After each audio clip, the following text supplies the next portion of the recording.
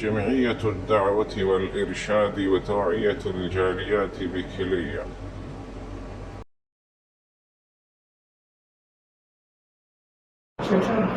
السلام علیکم ورحمۃ اللہ وبرکاتہ۔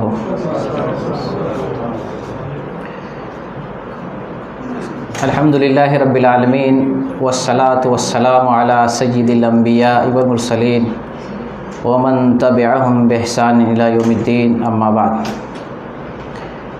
اعوذ باللہ من الشیطان الرجیم، بسم اللہ الرحمن الرحیم۔ ومن اراد الآخرة وسعى لها سعيها وهو مؤمن فأولئك كان سعيهم مشكورا۔ ہر قسم کی تعریف اور بڑائی اللہ رب العالمین کے لیے ہے، جو ہم سب کا خالق اور مالک ہے۔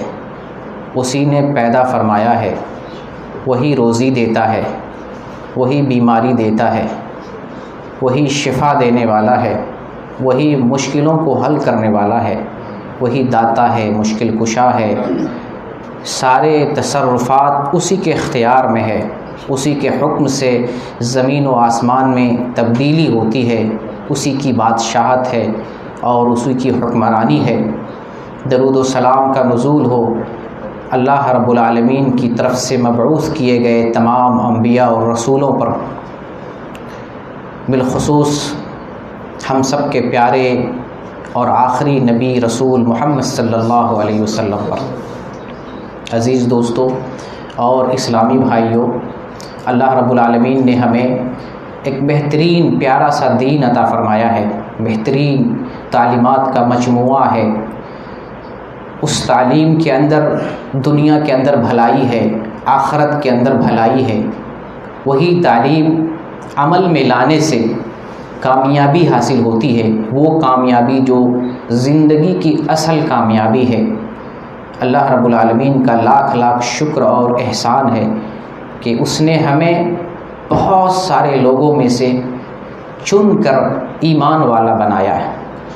اللہ کا یہ خاص کرم ہے، جبکہ یہ کرم اللہ تعالیٰ بہت سے لوگوں کو عنایت نہیں فرمایا ہے۔ دنیا میں بڑے پیسے والے لوگ ہیں، بنگلے والے لوگ ہیں، جاہ و حشم والے لوگ ہیں، منصب والے لوگ ہیں، مراتب والے لوگ ہیں، آسمانوں میں سفر کرتے ہیں، خلاؤں میں سفر کرتے ہیں، جدید ٹیکنالوجی ان کے پاس ہے، دنیا کی ساری طاقت اور قوت اس کے پاس ہے، لیکن بہت سے ایسے لوگ ہیں جو ایمان سے محروم ہیں۔ ہم غریب ہیں، مسکین ہیں، اور ہماری زندگی کے اندر بہت ساری آسانیاں نہیں ہیں، لیکن اللہ نے ہمیں ایمان والوں میں سے بنایا ہے۔ اس بات پر اللہ کا لاکھ لاکھ شکریہ اور کرم ہے۔ ایمان والوں کا یہ ایمان ہے کہ یہ دنیا فانی ہے، یہ زندگی عارضی ہے، ختم ہونے والی ہے، اور جو آنے والی زندگی ہے، آخرت کی زندگی ہے، وہ زندگی ہمیشگی والی ہے۔ دراصل اس زندگی کی ہمیں تیاری کرنی ہے۔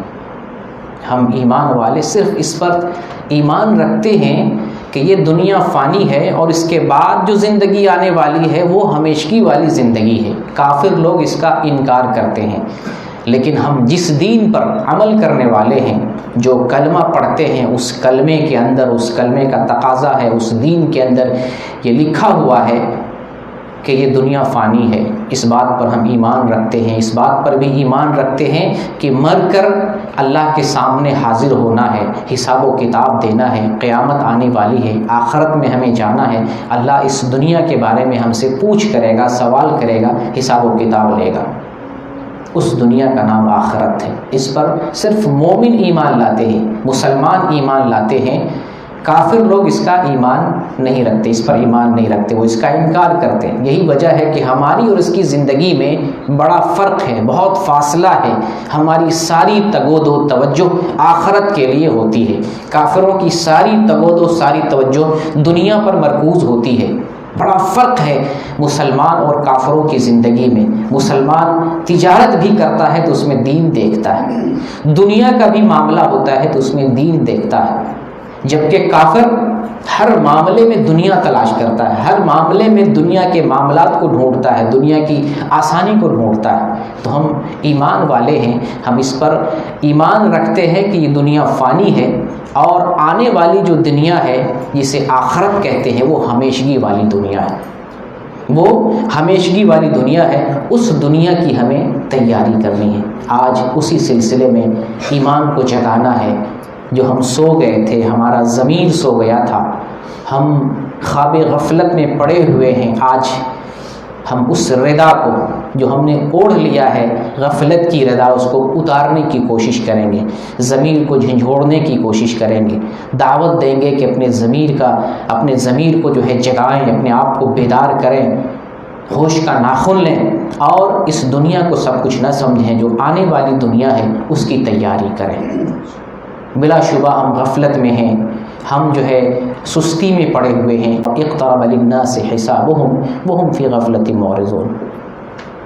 اللہ سے ملاقات کا، حساب و کتاب کا دن قریب ہے۔ اقترب للناس حسابهم، لوگوں کے حساب و کتاب کا دن قریب ہو گیا ہے۔ وهم فی غفلۃ معرضون، اور لوگ ہیں کہ غفلت میں پڑے ہوئے ہیں، سستی میں پڑے ہوئے ہیں، لوگوں نے آخرت کو بھلا دیا ہے، لوگوں کی نظروں کے سامنے حساب و کتاب نہیں ہے، آخرت کا منظر نہیں ہے، آخرت کی فکر نہیں ہے، آخرت کی یاد نہیں ہے۔ یہ اللہ گواہی دے رہا ہے، یہ لوگوں کی بات ہو رہی ہے، جنرل لوگوں کی، عام لوگوں کی، پورے دنیا کے لوگوں کی، انسانیت کی بات ہو رہی ہے۔ اقترب للناس، لوگوں کے لیے قریب ہو گیا، حسابهم، اس کا حساب، آخرت کا معاملہ، آخرت کا حساب و کتاب، قیامت کا معاملہ لوگوں کے ساتھ قریب ہے، اور لوگ ہیں کہ غفلت میں پڑے ہوئے ہیں۔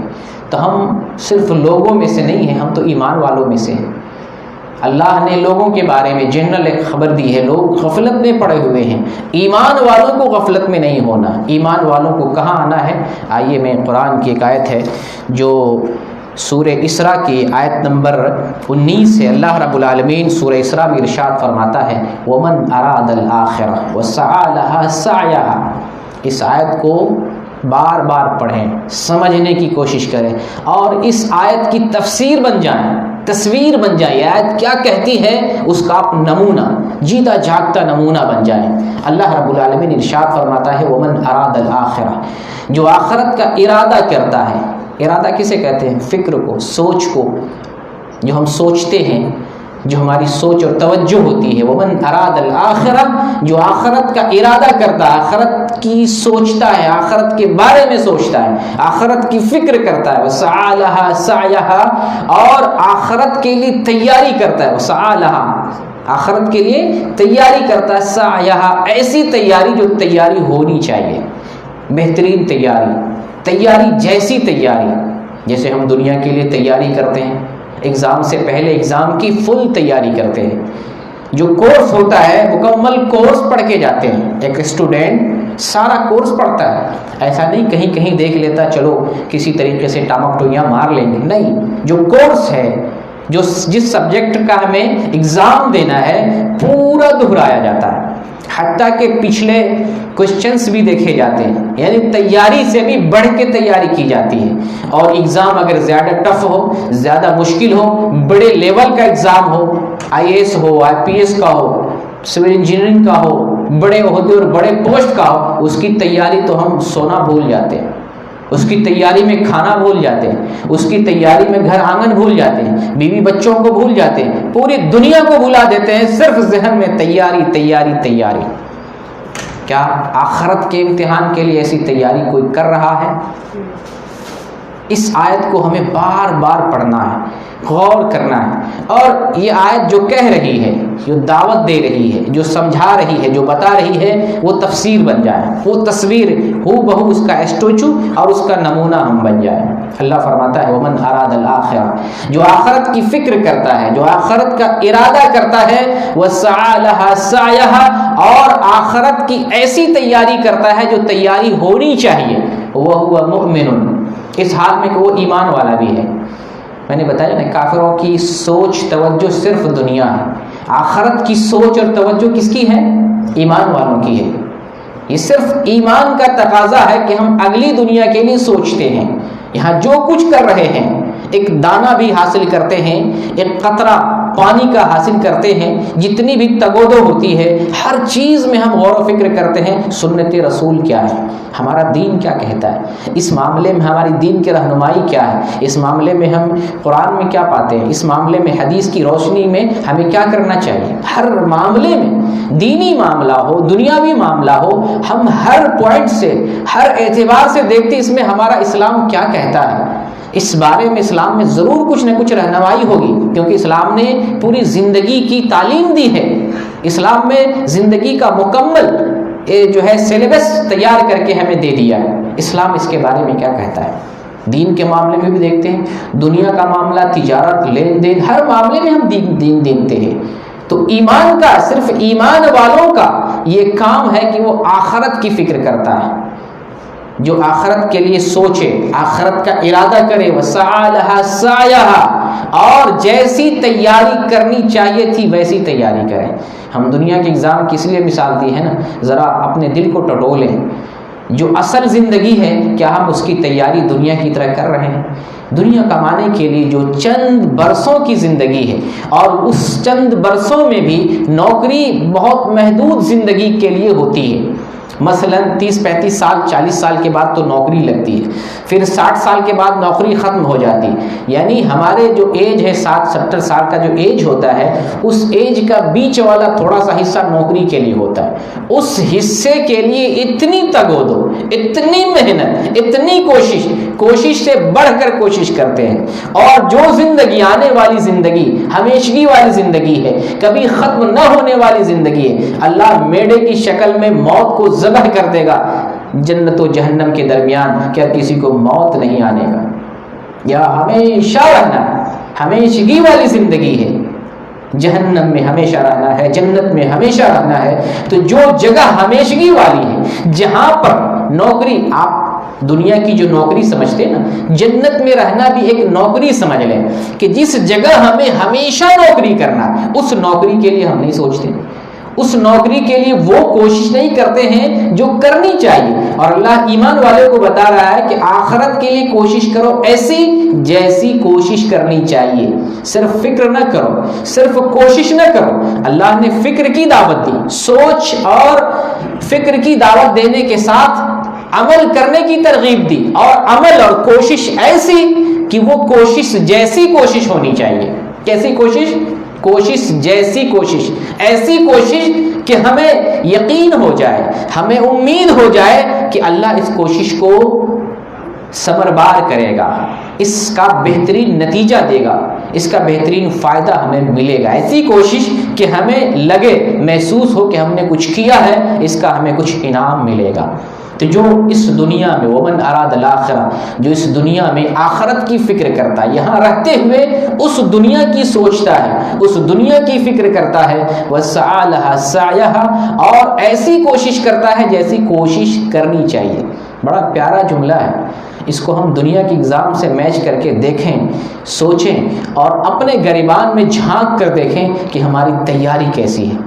جس تیاری کے لیے یہاں بھیجے گئے ہیں اس میں ہم کتنے کامیاب ہیں، اس تیاری میں ہماری تیاری کتنی فیصد ہے، وہ تیاری کے لیول تک ہماری تیاری ہے، یا بہت کم مقدار میں تیاری ہے، یا تیاری ہے ہی نہیں۔ اس کا تجزیہ کرنا، اس کا انالیسس کرنا اور غور و فکر کرنا ہے کہ اللہ تعالیٰ نے ایمان والوں کو جو بتایا ہے اس ایمان کا تقاضا ہمارے اندر موجود ہے یا نہیں ہے۔ تو جو آخرت کی فکر کرتا ہے اور اس کی تیاری ایسی کرتا ہے جیسی تیاری کرنی چاہیے، وَهُوَ مُؤْمِنٌ، اس حال میں کہ وہ ایمان والا ہے۔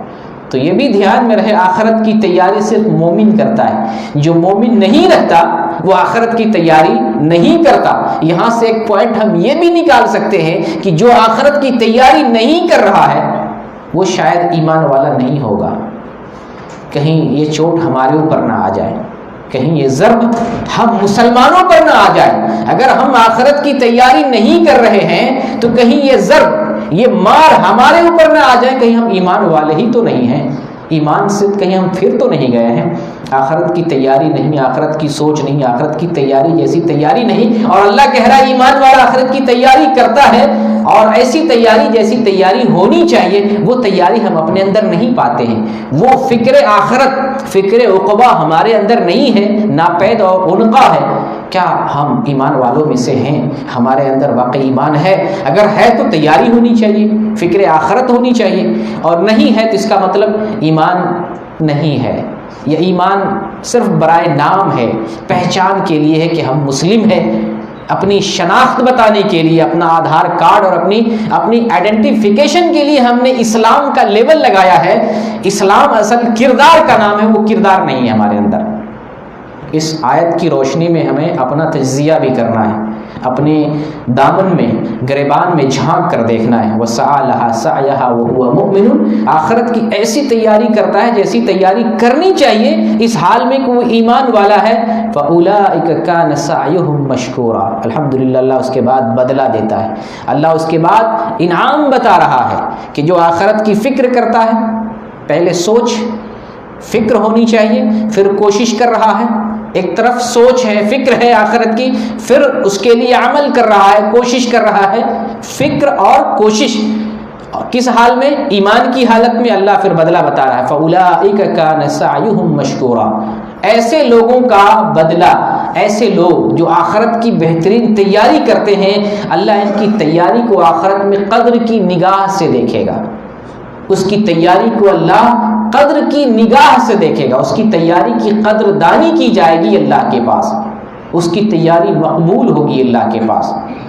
دوسرے لفظوں میں ہم یہ کہیں کہ اس کی تیاری اللہ کے یہاں مقبول ہو گئی. اس نے جو آخرت کی فکر کی، اس نے جو آخرت کی تیاری کی، اللہ نے اس تیاری کو قبول کر لیا. اور جب آخرت میں اللہ کے یہاں جو ہماری تیاری قبول ہو گئی تو ہمارے لیے انعام کے طور پر جنت ہے. اللہ ہمیں جنت کے انعام سے نوازے گا. تو اس آیت سے ہمیں بڑی نصیحت ملتی ہے. ایمان کو یہ آیت جھنجھوڑتی ہے، اور یہ آیت ہمیں دعوت دیتی ہے کہ ہم غور کریں اس آیت پر.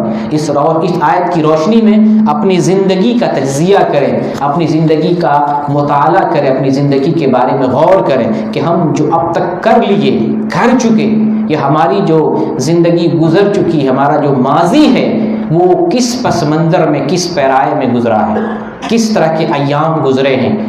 ان ایام پہ غور کر کے اپنے حال کو اور اپنے مستقبل کو بہتر بنانا ہے. اس آیت کی عملی تفسیر بنا دینا ہے. یہ آیت جو کہہ رہی ہے کہ ایمان والا جو ہوتا ہے آخرت کی فکر کرتا ہے، آخرت کے لیے ایسی تیاری کرتا ہے جو تیاری ہونی چاہیے. یہ ایمان کا تقاضا ہے اور ایمان والے کا مشغلہ اور یہ عمل ہے، دنیا کا عمل ہے. ایمان والے جو دنیا میں رہتے ہیں ان کا کام ہی یہ ہے کہ آخرت کی فکر کرے اور تیاری کرتا رہے. پھر اللہ تعالیٰ بدلے میں اس کو جنت دے گا. اس کی قدر کو، اس کی جو ہے محنتوں کو اور اس کی تیاری کو اللہ قبول فرما لے گا. تو یہ ہمارا ہی ایمان ہے. ہم مومن ہیں، اس لیے ہمارا ہی ایمان ہے کہ یہ دنیا فانی ہے، اور اس کے بعد جو اگلی دنیا آنے والی ہے آخرت، وہ ہمیشگی والی دنیا ہے. یہاں کی ساری تگودو، یہاں کا سارا عمل آخرت کے لیے ہے. یہاں جو کچھ ہم کریں گے، جیسا کریں گے، ویسے ہی آخرت میں ہمیں نتیجہ ملے گا اور ویسے ہی ہمیں پھل ملے گا. اور اللہ تعالیٰ نے قرآن میں ہمیں دعوت بھی دیا ہے، بتایا بھی ہے وَلْتَنْظُرْ نَفْسٌ مَّا قَدَّمَتْ لِغَدٍ. ہر انسان کو دیکھنا بھی ہے، ہر انسان کو یہ دیکھنا بھی ہے کہ اس نے قیامت کے لیے کیا پیش کیا ہے. اللہ نے متعدد جگہ پہ انسان کو جگایا ہے، آخرت کے بارے میں سوچنے پر مجبور کیا ہے، سوچنے کی دعوت دیا ہے کہ آخرت کے بارے میں سوچو. کل کے لیے تم کیا بھیج رہے ہو، کیا پیش کر رہے ہو، اس کا جائزہ لو.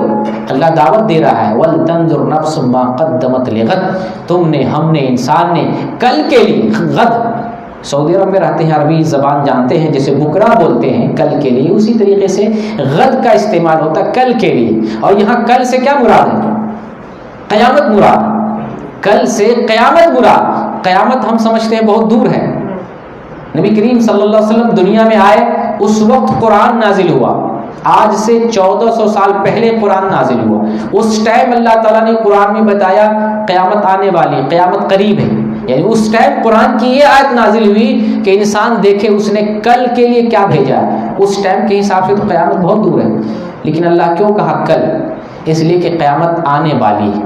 ہر آنے والی چیز نزدیک ہوتی ہے.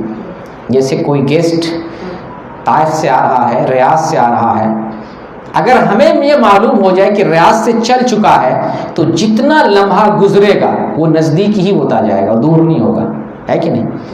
اگر یہ پتہ چلے کہ کوئی گیسٹ یہاں آیا تھا، یہاں سے جا رہا ہے، تو جتنا لمحہ گزرے گا وہ ہم سے دور ہو رہا ہے. لیکن یہ پتہ چلے کوئی ہمارے پاس آ رہا ہے، آنے والا ہے، نکل چکا ہے، یہ اس بات کی علامت اور دلیل ہے کہ وہ جتنا لمحہ گزار رہا ہے، جتنا سیکنڈ گزر رہا ہے، وہ ہم سے نزدیک ہو رہا ہے. یہی وجہ ہے کہ اللہ تعالیٰ نے قیامت کو کل کہا ہے. سمجھ میں آیا؟ اللہ نے قیامت کل کیوں کہا؟ کیوں یہ آنے والی چیز ہے، یقینی ہے، فکس ہے، متعین ہے. اس پر ایمان والے اور مومن جو ہے ایمان رکھتے ہیں. یہ بھی قیامت پر مومن کا ایمان ہے، قیامت آنا ہے، ہر حال میں آنا ہے. اس سے کوئی بھی مومن انکار نہیں کر سکتا. یہ ایمان کا جزء لا ينفک ہے. اس کا انکار کرنے والا مومن نہیں ہوگا، کیونکہ ہماری ساری توجہ قیامت کے لیے، ساری فکر جو ہے قیامت کی، آخرت کی اور اگلی دنیا کی ہماری ساری توجہ ہے. مومن کی زندگی سے اگر فکر آخرت نکل جائے تو مومن کہیں کا نہیں رہے گا. یہ جو پورا قرآن ہے، پورا دین ہے، آپ نے غور کیا کبھی؟ 3 علوم پر مبنی ہے قرآن جو ہے: توحید، رسالت، معاد. توحید، رسالت، معاد. توحید اور رسالت تو شاید سنے ہوں گے: اشہد اللہ الہ الا اللہ واشہد ان محمد رسول اللہ. گواہی دیتا ہوں اللہ رب العالمین کے علاوہ کوئی عبادت کے لائق نہیں، اور گواہی دیتا ہوں محمد صلی اللہ علیہ وسلم اس کے بندے اور اس کے رسول ہیں. تو ایک طرف توحید، ایک طرف اللہ کی توحید ہے اور دوسری طرف رسول کی رسالت ہے. یہ ہے توحید اور رسالت. قرآن میں یہ 2 علوم ہیں. اللہ کی طرف ایک اللہ کی توحید بیان کی جا رہی ہے، ایک رسول کی رسالت کا تذکرہ ہے. تیسرا کون سا ہے؟ تھرڈ پارٹ معاد، آخرت. قرآن کا 1/3 چیپٹر معاد پر ہے، آخرت کے بارے میں. کس کی مجال ہے، کس مسلمان کی مجال ہے کہ آخرت کا انکار کر دے؟ اللہ رب العالمین نے بے پناہ آیتوں میں آخرت کی جو ہے متعدد مثالوں کے ذریعے ہمیں سمجھایا. قیامت آنے والی ہے، قیامت ایسی ہے، انسان مر کر زندہ ہوگا. اللہ مثالوں کے ذریعے سمجھا رہا. یہ کافر ماننے کے لیے تیار نہیں ہے، نہ مانے. تم ایمان والے ہو، مانو. جب تم کچھ نہیں تھے اللہ تعالیٰ نے تمہیں کچھ بنایا، اور جب تم انسانی شکل میں، انسانی ڈھانچے میں موجود ہو، اس ڈھانچے کو فنا کر کے دوبارہ بنانا ہمارے لیے تو پہلے سے زیادہ آسان ہے. ہم مرے ہوئے انسان کو دوبارہ زندہ کیوں نہیں کر سکتے؟ تم جب نہیں تھے ہم نے بنایا، اب جب تم آ گئے ہو اس باڈی کو ختم کر کے دوبارہ بنانا ہمارے لیے تو پہلے سے زیادہ آسان ہے. جیسے دنیا میں یہ میک آ گیا، یہ ٹیبل آ گیا، یہ مکان آ گیا، اس کو اگر ہم دھوست کر دیں، اس کو ہم ختم کر دیں، زمین بوس کر دیں، اس کو بنانا انسان کے بس میں پہلے سے آسان. ایک اسٹرکچر تیار ہو چکا ہے، ایک اسٹرکچر تیار ہو چکا ہے. اس کو گرا کر دوبارہ بنانا ایک انسان کے لیے پہلے سے آسان ہو گیا. اور وہ خالق، سپر پاور، جس نے زمین بنائی، آسمان بنایا، ساری مخلوقات کو بنایا، اس زمین کے اندر اور آسمان کے اندر جتنی چیزیں ہیں ہر چیز کا تنے تنہا مالک ہے. کوئی پارٹنر نہیں، کوئی شریک نہیں، کوئی معاون نہیں، کوئی ہیلپر اور کوئی مددگار نہیں. اللہ نے اکیلا بنایا ہے. اور پھر اللہ کے بارے میں ہم یہ سوچ لیں کہ ہمیں دوبارہ زندہ نہیں کر سکتا. یہ ایمان کے منافی ہے. یہ کفر ہے کہ ہم اس بات کا انکار کریں اللہ ہمیں دوبارہ نہیں زندہ کر سکتا. اللہ کے لیے تو یہ آسان ہے. تو اللہ تعالیٰ نے قرآن میں متعدد مثالوں کے ذریعے ہمیں سمجھایا انسان کو ہم دوبارہ زندہ کریں گے اور یہ ہمارے لیے آسان ہے. تو قرآن کے جو علوم ہیں ان علوم میں 1/3 ایک پارٹ جو ہے معاد کے بارے میں ہے. آخرت کی تعلیم دیتا ہے، آخرت کی فکر دیتا ہے. آخرت کی تیاری کرو، آخرت کے لیے سوچو، آخرت کے لیے کرو. تو اللہ نے بتایا کہ ہر نفس، ہر انسان کو دیکھنا ہے، سوچنا ہے، غور کرنا ہے اس نے کل کے لیے، قیامت کے لیے کیا پیش کیا ہے، کیا پیش کر رہا ہے، کیا کچھ کر رہا ہے، کیا کچھ تیاری ہے. اور جو کچھ ہم یہاں کرتے ہیں سب بیلنس ہو رہا ہے، سارا اسٹور ہو رہا ہے، جمع ہو رہا ہے. اب غور کریں، جب انسان دنیا میں جو جتن کر رہا ہے، محنت کر رہا ہے دنیا کے لیے، مرتے وقت وہ ساری چیزیں ایک جھٹکے میں، ایک سیکنڈ میں، ایک لمحے میں ان ساری چیزوں سے رشتہ ٹوٹ جاتا ہے. گھر جو اس کا بنا ہوا تھا، اس نے اتنی محنت سے گھر بنایا، اس سے رشتہ ختم ہو گیا.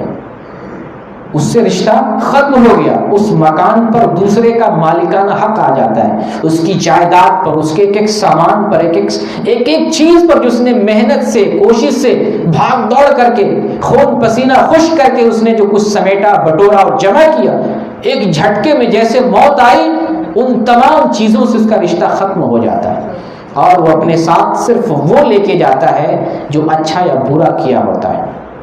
اچھا یا برا یہ اس کی زندگی کے لیے ساتھی بنتا ہے آخرت کے سفر پر، جو اچھا یا برا کرتا ہے۔ تو ایک مومن جو کچھ کر رہا ہوتا ہے، یہ تو کافروں کی بات ہے کہ کافر جو کچھ یہاں پر کرتے ہیں اس کو آخرت میں کوئی نصیب اور حصہ نہیں ہے۔ یعنی کافر اگر اچھا کام کرے، بھلائی کا کام کرے، نیکی کا کام کرے، شاید یہ بات آپ سب لوگ جانتے ہوں گے، کافر اگر دنیا میں کوئی بھی نیکی کا کام کرتا ہے اس کو یہی بدلہ ملے گا، آخرت میں کوئی حصہ نہیں ہے۔ مومن اگر نیک کام کرتا ہے اللہ یہاں بھی بدلہ دیتا ہے، اور اس کی نیکیاں اسٹور ہوتی ہیں، آخرت میں بھی اس کو بدلہ ملے گا، آخرت میں بھی بدلہ ملے گا۔ تو میں ذکر کر رہا تھا کہ ہم جو کچھ آخرت کے لیے کر رہے ہیں، کافر نے تو آخرت کے لیے کچھ نہیں کیا، اس کے پاس تو کچھ نہیں ہے۔ مومن نے جو کچھ کیا آخرت کے لیے کیا ہے، تو بھلے دنیا کے سامان سے رشتہ ختم ہو جائے، لیکن اس نے جو اسٹور کیا ہے اس سے اس کا رشتہ مرنے کے بعد سے لے کے آخرت تک اور جنت تک اس کا رشتہ ہوگا، اس سے رشتہ کبھی ختم نہیں ہوگا۔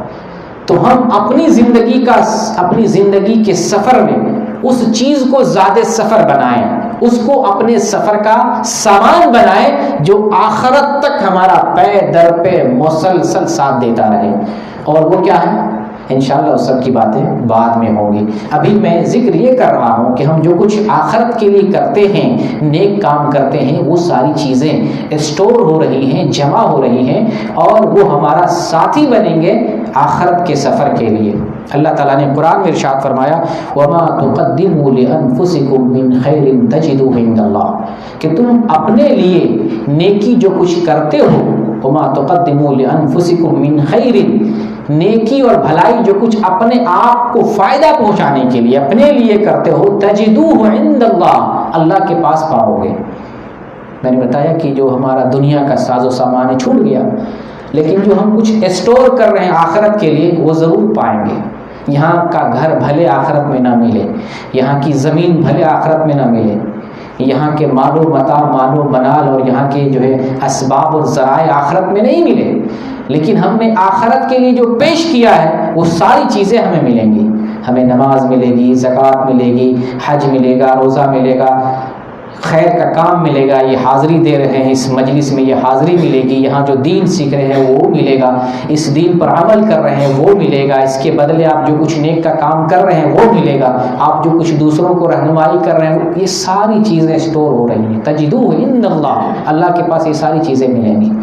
تو کتنا خوش نصیب ہے وہ مسلمان، وہ ایمان والا جو وہ چیزیں جمع کرے جو آخرت تک مسافر کے لیے ساتھی بنا رہے اور مددگار بنا رہے۔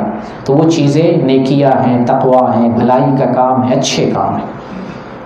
ان ساری گفتگو کا محصل یہ ہے کہ ایک مومن کی زندگی میں آخرت کی فکر ہونی چاہیے، آخرت کی سوچ ہونی چاہیے، سوچ ٹھوس اور مضبوط، اور اس سوچ کے بعد پھر اس کے بعد آخرت کی تیاری ہونی چاہیے۔ ہم آخرت کی تیاری کریں، ایسی تیاری کریں جو تیاری قابل قدر ہو، اللہ اس تیاری کو قبول کر لے، ایسی تیاری کریں۔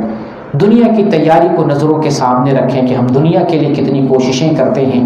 ایک سعودی عرب آنے کے لیے آدمی کتنے دھکے کھاتا ہے، کہاں کہاں سے ویزا حاصل کرتا ہے، کیسے کیسے کر کے ویزا اسٹمپ کرتا ہے، اور پھر کیسے کیسے کر کے کمپنی میں آتا ہے، کام کرتا ہے، پھر کتنی محنت سے سیلری لیتا ہے، اور منتھلی یہاں سے سیلری بھیج رہا ہے، گھر والے کھا رہے ہیں، بال بچے کھا رہے ہیں، ایک دنیا کے لیے۔ اسی دنیا میں مومن آدمی اپنے آپ کو نیکیوں کے ساتھ ایڈجسٹ کر سکتا ہے۔ نماز کے ٹائم میں نماز پڑھنا ہے، رمضان کے مہینوں میں روزہ رکھنا ہے، زکوٰۃ دینے کا وقت آئے زکوٰۃ دینا ہے، حج فرض ہو جائے تو حج کرنا ہے، نیکی کا کام کرنا ہے، اپنے پڑوسیوں کو دیکھنا ہے، رشتہ داروں کو دیکھنا ہے۔ انہی کاموں میں ان کاموں کو بھی ایڈجسٹ کر لیں۔ ان کا دین کے کاموں کے لیے الگ سے وقت نکالنے کی ضرورت نہیں۔ جیسے آدمی سو رہا ہے، جیسے آدمی کھانا کھا رہا ہے، جیسے آدمی قضاء حاجت کر رہا ہے، جیسے آدمی رشتہ داروں سے ملنے کے لیے جا رہا ہے، دنیا کا ہر کام ہو رہا ہے، دین کے لیے کام اور وقت نہیں۔ اس کے لیے بھی وقت نکلے گا، فکر ہونی چاہیے، شوق ہونا چاہیے، توجہ ہونی چاہیے، اور اس طرف ہمارا دھیان ہونا چاہیے. سارا کچھ ہوگا، دین کا بھی کام ہوگا، دنیا کا بھی کام ہوگا. جیسے دنیا کا کام ہوتا ہے دین کا بھی کام ہوگا. بس فکر ہونی چاہیے، سوچ ہونی چاہیے، توجہ ہونی چاہیے اور دلچسپی ہونی چاہیے. تو ان ساری چیزوں کا خلاصہ یہ کہ مومن کی زندگی کا ہدف، اس دنیا کی زندگی کا ہدف آخرت کی فکر اور اس کی تیاری. اب چلتے ہیں مختصر انداز میں، ہم جو اہم مضمون ہے، جو میرے مضمون کا حصہ ہے، اصل حصہ ہے کہ ہم اس کی تیاری کیسے کریں. ٹھیک ہے، ایک مومن کو سوچنا ہے آخرت کے لیے، آخرت کی فکر کرنی ہے، آخرت کے بارے میں سوچنا ہے، تیاری کیسے کرنا ہے. مولانا تھوڑا اس کے بارے میں گائیڈ کر دیں، ہمیں بتا دیں تاکہ ہم اسی ٹریک پہ چلیں. جیسے ایک ریل کا ٹریک بنتا ہے، ٹرین اسی پہ چلتی ہے، اس ٹریک سے نہیں ہٹتی ہے. اس ٹریک سے ہٹے گی تو گر جائے گی، ٹکرا جائے گی، ختم ہو جائے گی، وہ ٹرین ختم ہو جائے گی. ٹرین میں جتنے مسافر وہ سب ختم ہو جائیں گے. ہم ایک ٹریک بناتے ہیں، جانتے ہیں اس ٹریک کو، اس ٹریک پہ ہم چلیں گے تاکہ آخرت کی جو تیاری ہے وہ تیاری ہم صحیح سے کر سکیں. آئیے اس طرف توجہ کرتے ہیں. اس سلسلے میں سب سے پہلی بات، ہم پہلے نمبر پہ یہ ہماری سوچ ہو اللہ ہماری نگرانی کر رہا ہے، اللہ ہمیں دیکھ رہا ہے. اس کو صاف لفظوں میں اور بہت ہی صریح الفاظ میں یہ کہہ سکتے ہیں کہ اللہ ہمارا مراقبہ کر رہا ہے، اللہ ہماری نگرانی کر رہا ہے. مراقبہ یہ صوفیوں کی زبان نہیں ہے. صوفیوں کے یہاں مراقبہ، اس کی میں تھوڑی سی وضاحت کر دوں کہیں غلط فہمی نہ ہو جائے. صوفیوں کے یہاں مراقبہ یہ ہے دنیا سے کٹ جاؤ، بیوی بچوں سے کٹ جاؤ، دنیا سے کٹ جاؤ، گاؤں والے سے کٹ جاؤ، جنگل میں چلے جاؤ اور ایک کٹیا میں، ایک چھوٹے سے گھر میں اپنے آپ کو قید کر کے اللہ اللہ اللہ اللہ کرو. یہ مراقبہ ہے صوفیوں کے نزدیک. یہ دین نہیں ہے، یہ بے دینی ہے، بے دینی ہے، یہ دین نہیں ہے. کچھ لوگ کہتے ہیں مراقبہ یہ ہے اپنے آپ کو یہ سوچو یہ تالاب ہے، نور کا تالاب، اس میں سوچو کہ ہم نور کے تالاب میں ڈوب گئے ہیں، سوچ لو بس، اور پھر وہاں سے روحانی قوت اور طاقت ملتی ہے. یہ جہالت ہے، بے دینی ہے. اس کو مراقبہ صوفیوں نے اس کا نام دیا ہے. اور تبلیغی جماعت والے بھی، ان کے ہاں بھی تصوف پایا جاتا ہے. آپ نے جانا ہے تبلیغی جماعت والے بھی تصوف میں پڑے ہوئے ہیں. وہ لوگ بھی چشتی، قادری، سہروردی، نقشبندی، ان لوگوں کے طریقے پر چلتے ہیں. تو ان کے یہاں بھی مراقبہ ہے. وہ لوگ کہتے ہیں کسی قبر پہ چلے جاؤ اور سر کو ڈھانپ لو، جیسے میں نے شماغ لگایا، سر کو ڈھانپ لو، نظریں نیچی کر لو اور دھیان کرو. آدھے گھنٹے، 1 گھنٹے دھیان کرو، وظیفہ بھی کرو، اللہ حاضری اللہ ناظری، تو مراقبہ حاصل ہوگا. یہ جہالت ہے، یہ دین نہیں ہے. تو مراقبہ ہم عام لفظوں میں بتا رہے ہیں. مراقبہ نگرانی کرنا، اللہ ہماری نگرانی کرنے والا. آپ جب راستے سے گزرتے ہیں جگہ جگہ بورڈ دیکھتے ہوں گے، الطریق مراقب بالکیمرہ، یعنی یہ راستہ جو ہے کیمرے کے ذریعے نگرانی کیا جا رہا ہے. تو اس لفظ میں، اس عام معنی میں آپ کو بتا رہا ہوں اللہ ہماری نگرانی کرنے والا ہے. آپ یہ سوچیں ہم کہیں بھی ہیں، کسی بھی جگہ ہیں، کہیں پر بھی ہیں، اللہ ہمیں دیکھ رہا ہے. یہ سوچ اگر ہو، گناہ سے بچیں گے، غلط کام سے بچیں گے، اور اللہ نے جو حکم دیا اس میں نافرمانی سے بھی بچیں گے. ہمیشہ یہ توجہ اور یہ دھیان اللہ دیکھ رہا ہے. غالب نے کہا نا، ساقی شراب پینے دے مسجد میں بیٹھ کر، ساقی شراب پینے دے مسجد میں بیٹھ کر، یا وہ جگہ بتا جہاں خدا نہ ہو. کہ بھائی اللہ دیکھ ہی رہا ہے، تو جب ہم کہیں بھی شراب پیئیں گے اللہ دیکھ لے گا، تو مسجدیں میں بیٹھ کے کیوں نہیں شراب پیئیں جب اللہ دیکھ ہی رہا ہے. یہ سوچ ہے، اللہ ہر جگہ دیکھ رہا ہے. کہیں پر بھی بیٹھ کے شراب پیئیں، اندھیرے میں، اجالے میں، مجمع میں، جلوت میں، خلوت میں، اللہ دیکھ رہا ہے. یہی حال برائی کا ہے. آپ موبائل اسکرین پر گندی تصویر کہیں بھی دیکھیں، بستر میں لیٹ کے، لائٹ بجھا کر، روم لگا کر، اکیلے میں، لوگوں کی نظروں سے دور ہو کر، اللہ دیکھ رہا ہے. اللہ ہر چیز پر نگرانی کر رہا ہے، ہر چیز کو دیکھ رہا ہے. ابو جہل کو مخاطب کر کے اللہ نے بتایا الم یعلم بان اللہ یرا، کیا ابو جہل کو پتا نہیں ہے اللہ دیکھ رہا ہے؟ اللہ نے ابو جہل کے لیے کیا علم یعلم، کیا وہ نہیں جانتا بان اللہ یرا، اللہ اس کو دیکھ رہا. ابو جہل کو، ابو جہل نبی صلی اللہ علیہ وسلم کی تکذیب کرتا، جھٹلاتا، تکلیف پہنچاتا. اللہ نے کہا اسے پتا نہیں اللہ دیکھ رہا. اللہ اس کی حرکتوں سے واقف ہے، اس کے کرتوت سے واقف ہے. جب مواخذہ کرے گا تو اسے پتہ چل جائے گا. بعض حدیثوں میں آیا ہے کہ ابو جہل جو ہے، جب ایک مرتبہ نبی کریم صلی اللہ علیہ وسلم حرم میں نماز پڑھ رہے تھے، ابو جہل نے ڈانٹا، اے محمد میں نے نماز پڑھنے سے منع کیا تھا، تم پھر بھی نماز پڑھنے پہ مصر ہو۔ بڑھا رسول اللہ صلی اللہ علیہ وسلم کو تکلیف دینے، غالباً اپنا قدم جو ہے نعوذ باللہ نبی صلی اللہ علیہ وسلم کے کندھے پر رکھنے کے لیے چلا، اللہ جو ہے عذاب کا فرشتہ بھیجتا ہے، ابو جہل جو ہے جلدی سے واپس پیر پلٹاتا ہے۔ لوگ پوچھتے ہیں ابو جہل کیا ہوا، تم تو ایسا کرنے جا رہے تھے؟ کہا پتہ نہیں جو ہے میں دیکھ رہا ہوں میرے اور محمد کے درمیان آگ کی خندق ہے اور پر ہے۔ حدیث میں یہاں تک آیا، نبی صلی اللہ علیہ وسلم نے فرمایا اگر یہ میرے پاس بڑھتے، اپنے لاؤ لشکر کو بلاتے تو فرشتے ان کی بوٹیاں نوچ لیتے۔ تو آج جو رسول کی توہین کرتے ہیں، رسول کی شان میں گستاخی کرتے ہیں، بڑی نصیحتیں عبرتیں ہیں تاریخ کے اندر، قرآن کے اندر، حدیث کے اندر، جو لوگ نہیں سنبھلتے ہیں اللہ ان سب کو سیدھا کر دیتا ہے۔ اچھوں کو سیدھا کیا ہے، ایسے اکڑنے والے، زمین پر جو ہے تکبر اور غرور سے چلنے والے کہ تاریخ نے اس کی ایسی مثال پیش کی کہ لوگ اس کا نام نہیں رکھتے، بدترین طریقے سے اس کا نام لیا جاتا ہے، نشان عبرت بنا دیا اللہ تعالیٰ نے ایسے ظالموں کو، ایسے کافروں کو، ایسے بدبختوں کو جنہوں نے اسلام پہ انگلی اٹھائی، رسول پہ انگلی اٹھائی، اللہ پر جو ہے نازیبہ کلمات کہے، ایسے لوگوں کو اللہ تعالیٰ نے عبرت کا نشان بنا دیا۔ تو بہرکیف یہ قرآن کی آیت الم یعلم بان اللہ یرا، کیا ابو جہل کو پتہ نہیں اللہ دیکھ رہا ہے؟ تو یہ ہم کو بھی اس سے نصیحت لینا، کیا ہمیں پتہ نہیں اللہ نہیں دیکھ رہا؟ ہمیں بھی پتہ ہونا چاہیے اللہ ہمیں دیکھ رہا ہے، ہر چیز سے باخبر ہے، ہر چیز سے، آواز کو سن رہا ہے، بغیر آواز کے سن رہا ہے، جو ہم شرگوشیاں کرتے ہیں اللہ اسے سن رہا ہے، جو ہم دل میں سوچتے ہیں، دل کا کھٹکا ہے، دل میں سوچ ہے، اللہ اس سب سے بھی واقف ہے۔ تو جب ایک مومن کی یہ سوچ ہو جائے اللہ دیکھ رہا ہے تو اس سے آخرت کی تیاری میں بڑی مدد ملے گی۔ ایک تو گناہوں سے بچے گا، دوسرا یہ کہ اسے خیال آئے گا کہ آخرت کی ہمیں سوچنا ہے، آخرت کی فکر کرنی، اس اللہ سے ہمیں ملنا، اس سے ملاقات کرنا، اس کے یہاں حساب دینا ہے۔ وہ پوچھ کرے گا دنیا میں کیسے زندگی گزاری، کیسے زندگی گزاری، جوانی تمہاری کیسی گزری، تمہارے معاملات کیسے تھے، گھریلو معاملات کیسے تھے، تمہارے عائلی معاملات کیسے تھے، دنیاوی معاملات کیسے، اللہ ہر چیز کے بارے میں سوال کرے گا۔ جب یہ ذہن میں ہے کہ ہمارا خالق، ہمارا مالک ہمیں دیکھ رہا ہے، گناہوں سے بھی بچے گا اور واجبات کو ادا کرنے میں اس بات سے مدد ملے گی۔ یہ پہلی چیز ہے آخرت کی تیاری کرنے کے لیے، بڑی اچھی اور سب سے عمدہ اور پیاری چیز ہے۔ اس کے بعد ایک دوسری چیز آخرت کی تیاری میں وہ ہے تقویٰ، اللہ سے ڈرنا۔ ایک تو اللہ دیکھ رہا ہے، ساتھ ساتھ اللہ سے ڈرے بھی، اللہ کا تقویٰ اختیار کرے۔ تقویٰ کیا ہے؟ ایک قول ہے جو حضرت علی بن ابی طالب رضی اللہ عنہ کی طرف منسوب کیا جاتا ہے، الخوف من الجلیل والقناعۃ بالقلیل والعمل بالتنزیل والاستعداد لیوم الرحیل، یہ چار چیزیں بیان کی گئی ہیں۔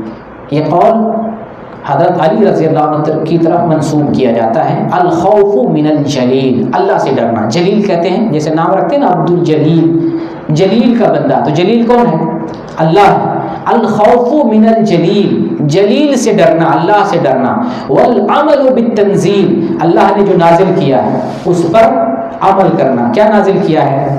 یہ قرآن نازل کیا ہے، اس کو ہم پڑھتے نہیں، سمجھتے نہیں، اس پر عمل کیسے کریں گے؟ یہ کیا کوئی مولوی کے لیے آیا کہ صرف مولوی پڑھے گا، مولوی سمجھے گا، مولوی تبلیغ کرے گا؟ سب کے لیے، عبداللہ، عبد الرحمن، سفیان، سب کے لیے ہے، صرف مدرسے والوں کے لیے، علماء کے لیے، طلباء کے لیے، صرف جزیرۃ العرب کے لیے قرآن نہیں ہے۔ یہ قرآن پوری دنیا کے ہر مسلمان کے لیے، کسی زبان کا ہو، کسی خطے کا ہو، کسی برادری کا ہو، کسی نسل کا ہو، کسی جگہ کا ہو، اور کسی بھی چیز سے اس کا تعلق ہے۔ یہ قرآن ہر اس مسلمان کے لیے ہدایت کی کتاب ہے۔ اس کو جب ہم پڑھیں گے نہیں، سمجھیں گے نہیں، اس پر عمل کیسے کریں گے؟ اس کو ہمیں سمجھ کے پڑھنا ہے۔ تو تقویٰ کہتے ہیں الخوف من الجلیل، اللہ سے ڈرنا، والعمل بالتنزیل، جو نازل کیا ہے، تنزیل پر عمل کرنا، یہ تنزیل قرآن پر عمل کرنا، والقناعۃ بالقلیل، تھوڑی چیز پر صبر کر لینا، اللہ نے جو دنیا دیا ہے صبر کر لینا، بہت پانے کی فکر نہ کرنا۔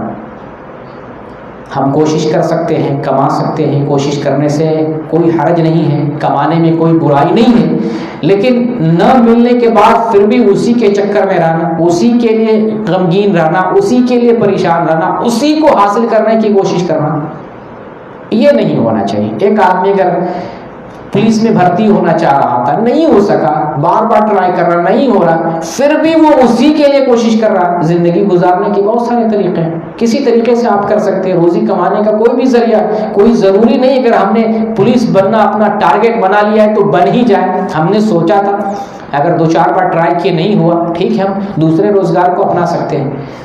तो दुनिया के लिए हम ऐसी कोशिश ना करें कि उसी के लिए मर मिट जाए, उसी के लिए पूरी जिंदगी वक्फ हो जाए, ऐसा नहीं होना चाहिए।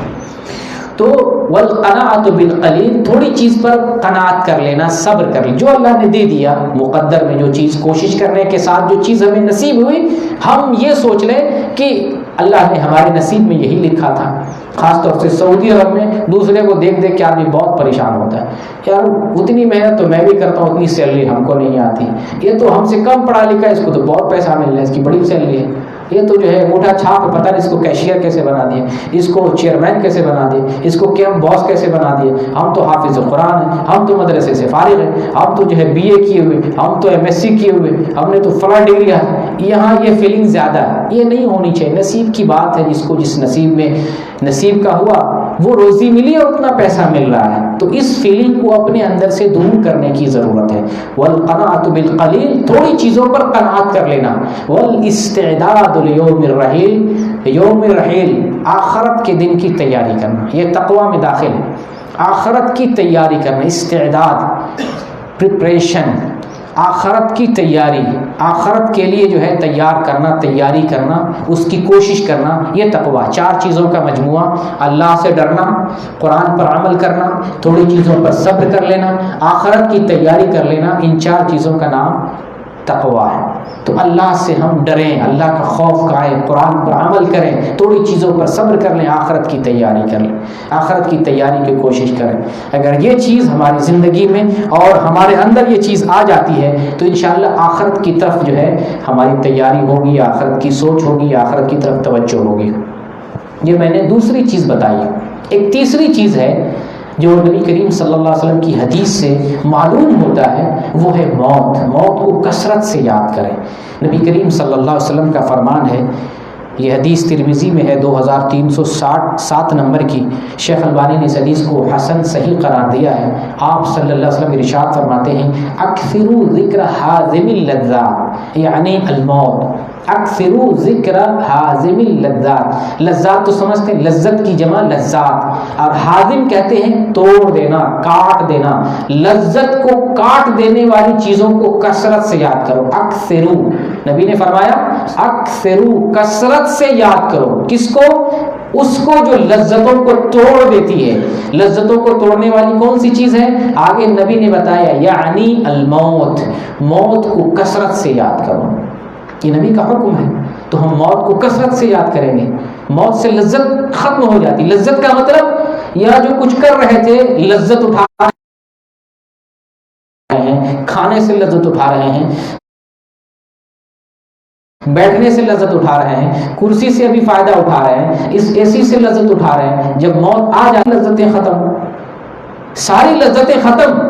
तो ये मौत सारी लज्जतों को ख़त्म करने वाली है। उस मौत को रसूलुल्लाह ने मिसाल, आपने ये नहीं कहा मौत को कसरत से याद करो, अल्लाह के नबी ने मिसाल देकर बड़े अच्छे तरीके से समझाया ताकि लोग इबरत लें, नसीहत लें कि जिन लज्जतों के पीछे तुम भागते हो, जिन लज्जतों के तुम आशिक बने हुए हो, जिन लज्जतों को तुमने ज़िंदगी समझ रखा है, जिन लज्जतों में तुम डूब गए हो, आखिरत को भुला बैठे हो, उन लज्जतों के बारे में ज़रा सोचो। ये लज्जतें ख़त्म होने वाली, फना होने वाली, और मौत से सारी लज्जतें तहस नहस हो जाती है, एक लख्त खत्म हो जाती है, सारी चीज़ें छूट जाती हैं।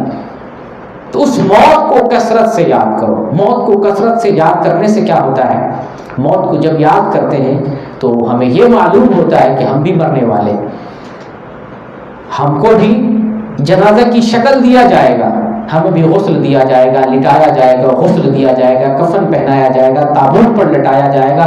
कुछ लोग उठाकर कब्रिस्तान जाएंगे, हमारी कब्र खोदी जाएगी, कब्र में हमें लटाया जाएगा, कब्र में, कब्र के नीचे, मनो मट्टी के नीचे हमें दफन करके रिश्तेदार सब चले आएंगे। हमारा रिश्ता उसी तक हमारे घर वालों से था जब तक जिस्म में रूह थी। جس وقت ہمارے جسم سے روح نکل گئی، لذت تو ساتھ چھوڑ ہی دیا، گھر والے بھی ساتھ چھوڑ دیے۔ وہ جو ہمارے بہت قریب رہا کرتے تھے، وہ جس پر ہم جان نچھاور کرتے تھے، وہ جس کے لیے ہم مر مٹ رہے تھے، وہ جس کے لیے ہم نے اپنا ملک چھوڑ دیا، سفر بننے والی ہے، ہم اس چیز کی تیاری کریں گے۔ اس لیے موت کو کثرت سے رسول اللہ صلی اللہ علیہ وسلم نے جو یاد کرنے کا حکم دیا، اس کے اندر سب سے بڑی حکمت یہ ہے کہ اسے آخرت یاد آتی ہے، اور آخرت جب یاد آتی ہے ایک مومن کو تو اس کی تیاری کرتا ہے، اس کے لیے کوشش کرتا ہے، اس کے لیے جتن کرتا ہے، اس کے لیے اعمال اور تقوی اکٹھا کرتا ہے، وہ چیزیں تیار کرتا ہے، جمع کرتا ہے جو آخرت میں کام آنے والی ہوتی ہیں۔ اس کے لیے نہیں بھاگتا، اس کو جمع کرنے کی کوشش نہیں کرتا جس کا ساتھ دنیا تک رہتا ہے، بلکہ اس چیز کی کوشش کرتا ہے جس کا ساتھ آخرت تک ہوتا ہے۔ تو یہ تیسری چیز تھی موت کو کثرت سے یاد کرنا۔ ایک چوتھی چیز معاون جو فکر آخرت اور اس کی تیاری میں ہے، وہ ہے قبروں کی زیارت کرنا۔ قبروں کی زیارت موت سے ریلیٹڈ ہے، اور اس سعودی عرب میں بہت کم لوگ ہیں، یعنی سمجھ لیں بہت کم لوگ ہیں جو کسی جنازے میں شریک ہوتے ہیں۔ کتنے کو تو پتہ ہی نہیں کہ یہاں بھی آدمی مرتا ہے۔ کمپنی میں کوئی مر جائے تو پتہ چلتا ہے ہماری کمپنی میں کوئی مر گیا، ورنہ سالوں سال کتنے لوگوں کو پتہ نہیں چلتا ہے۔ ہمیں غور کرنا چاہیے، سوچنا چاہیے، پتہ لگانا چاہیے۔ آپ عمرہ کرنے جاتے ہیں، زیارت کرنے جاتے ہیں، مدینہ جاتے ہیں، ان ساری جگہوں پر جنازے کی نماز ہوتی ہے، اور حرم شریف میں، حرمین میں تقریباً 5 وقتہ نمازوں کے بعد جنازے کی نماز ہوتی ہے، اس میں شرکت کریں، پھر جنازے میں شریک ہوں۔ یہ ہماری کوشش ہونی چاہیے۔ قبرستان کی زیارت کرنا یہ مسنون ہے، سنت ہے۔ ہم وہابیوں نے بریلیوں کو تانا دے دے کر کے ہم ہی غائب ہو گئے، بھلا دیا ہم نے قبروں کو، قبرستان کو، جبکہ رسول اللہ نے قبروں کی زیارت کرنے، قبرستان کی زیارت کرنے کا حکم دیا۔ ہم اتنا تانا دینے لگے کہ ہم خود جانے کو عیب سمجھنے لگے، جبکہ وہ جانے کی جگہ ہے، وہاں جانا چاہیے، زیارت کرنی چاہیے۔ اپنے رشتہ داروں تک کی زیارت نہیں کرتے ہم، قبرستان کی زیارت کیا کریں؟